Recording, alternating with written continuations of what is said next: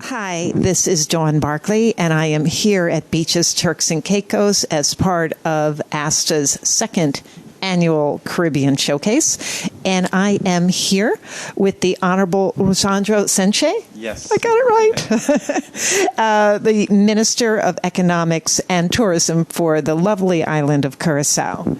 And we're going to discuss the boom in Curacao tourism and what's been going on over the past 2 years post-COVID. So stay with me. This is Insider Travel Report.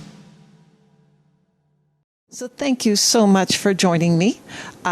You were speaking a little earlier about the boom in Curacao tourism. It's sort of like this is Curacao's time in terms of tourism with the North American market. And if you could just expound upon that, it would be wonderful. Yes, Curacao right now is in the lift, let me put it that way, because we are seeing great number. We are seeing increasing in the numbers. Post-pandemic, we are doing well, but we see an increasing that it surprised us that by 2022 we are already post-pandemic numbers. So we are already increased, and right now we are surpassed a few numbers. So for the first time we're going to have historical numbers reaching 500,000 stay-over visitors for the first time in Curacao.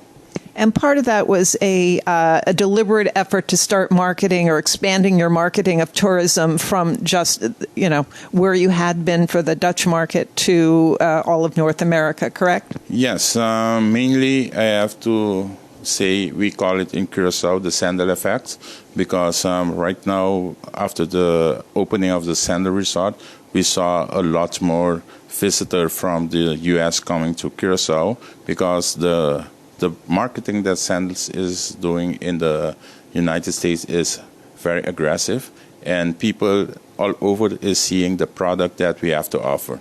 Because Curacao is very virgin in the tourism sector, so the industry we never promoted before like we are promoting it right now in Curacao, and people are seeing what Curacao have to offer.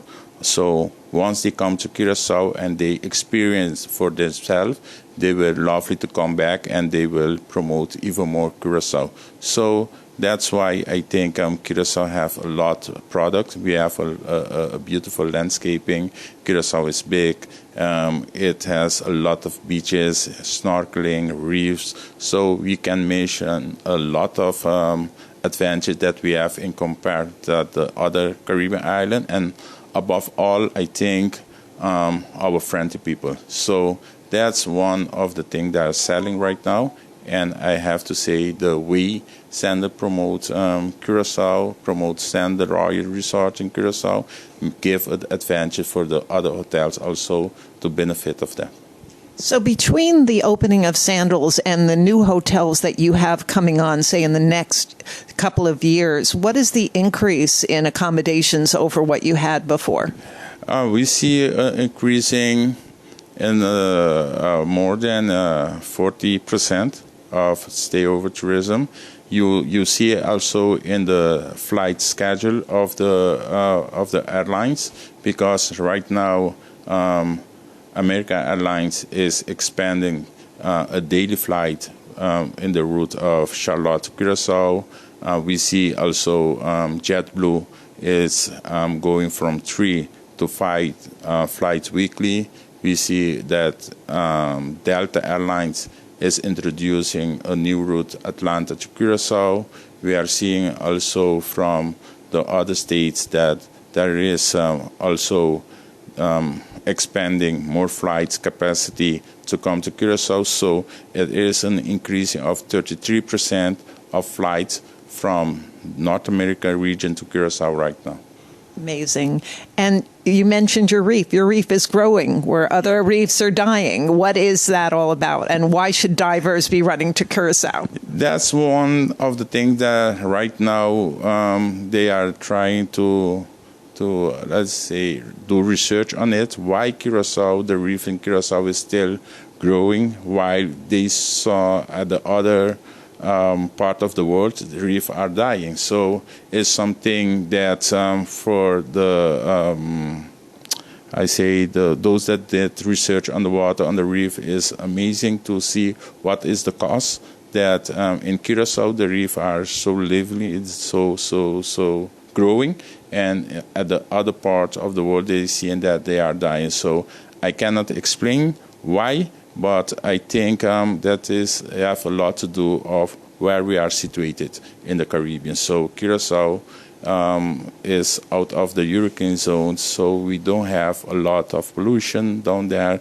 and I think all that contributes also to the growing of the reef in Curacao. So one last question, and that is, you're here. Obviously, you recognize the importance of the Asta Partnership. So talk a little bit about what you're hoping will come of this conference, what your impressions are of the conference, and how you treat or how you work with agents. Yeah, I have an ideology of that I bring forward in my speech too, that we as Caribbean islands should promote the whole Caribbean region, because it's time for we are not competitors. We should work together as partners, because the competition is in the Middle East, it's in Europe, it's in North America. So we have to promote the region as a whole and try to get more connectivity between the island. That was my message today, because I think once the region benefits, we all will benefit, because we all, as small island, has our own selling point.